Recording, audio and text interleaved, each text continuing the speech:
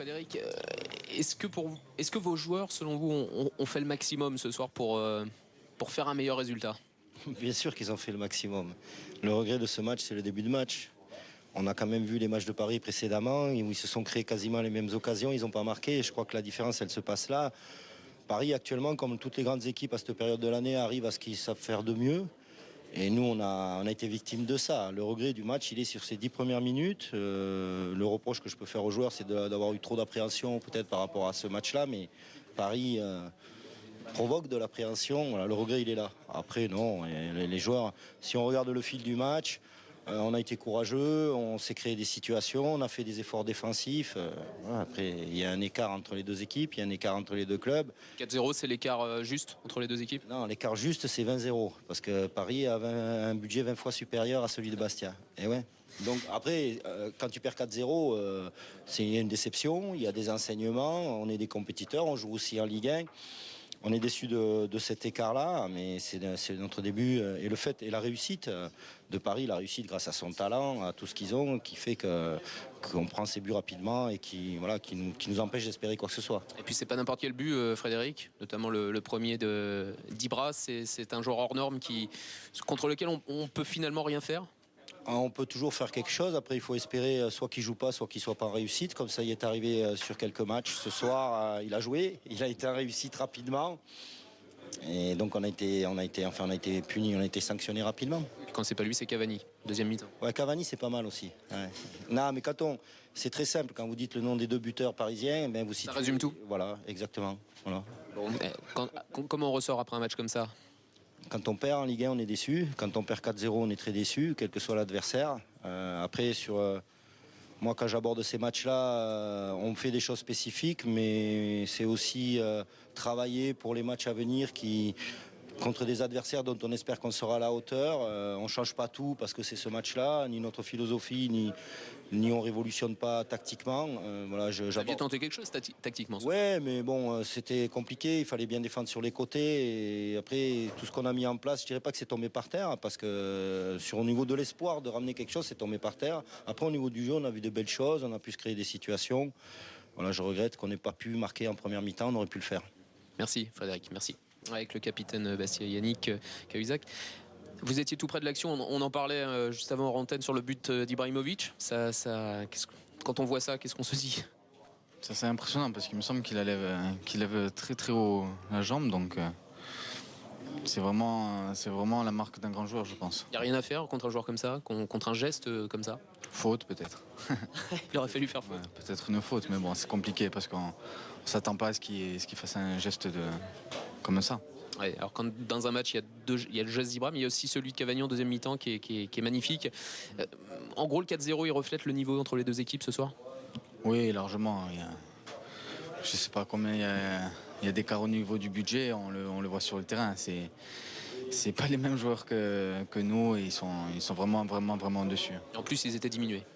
Ouais, c'est ça, le pire, c'est qu'il leur manquait pas mal de monde, mais bon, ils sont vraiment au-dessus du lot. Bon, comment on ressort d'un match comme ça, sonné?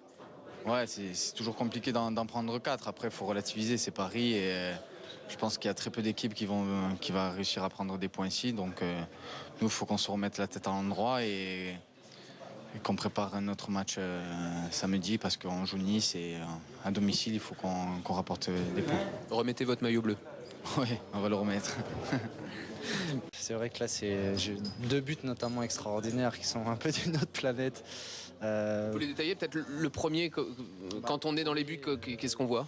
Le premier, moi je m'attends à ce qu'il fasse quelque chose parce qu'on sait qu'il est capable, mais après réaliser un geste comme ça, de cette vitesse-là, et c'est pire qu'une frappe. Après, en plus, il la loge pratiquement en pleine lucarne, et c'est un but incroyable. Et il a la jambe à 2 mètres, c'est ça? Je pense qu'il n'y a que lui qui est capable de le faire. C'est ce que disait Dugas, il disait autant celui de Cavani, un autre joueur peut la mettre, mais pour vous, Ibra, c'est le seul capable de faire ça? Ouais, je pense. On ne le voit pas, ce geste-là, surtout à cette hauteur, puisque c'est pas mal défendu, sauf qu'après, à partir du moment où il bloque le défenseur, lui a une envergure qui est extraordinaire.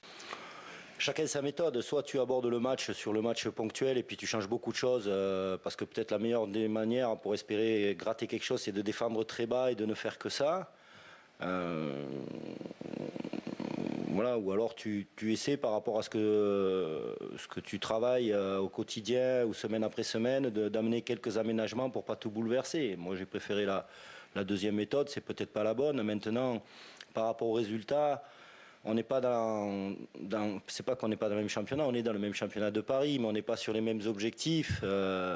Quand tu joues des équipes qui sont dans ta zone, oui, là, le nul prend toute son importance. Aujourd'hui, il y a une déception par rapport à l'écart du résultat et ça fait jamais plaisir et ça jamais bon.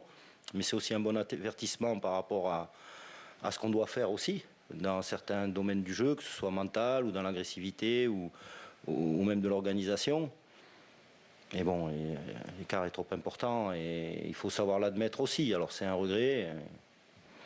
Mais voilà, on aura d'autres matchs, c'est ce que j'ai dit aux joueurs de suite après le match. Ce match doit nous être utile pour les prochains matchs contre des équipes avec lesquelles on espère pouvoir rivaliser.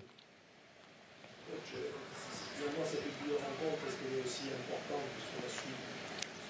On va dire cette Zlatan qui nous Ouais. De toute façon, quand tu perds 4-0, quel que soit l'adversaire, c'est pas neutre.